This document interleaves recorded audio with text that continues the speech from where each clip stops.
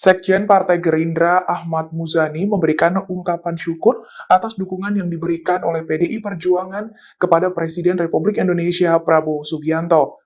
Ia lantas mengungkapkan bahwa hubungan Ketua Umum PDIP Megawati Soekarno Putri dengan Kepala Negara masih baik.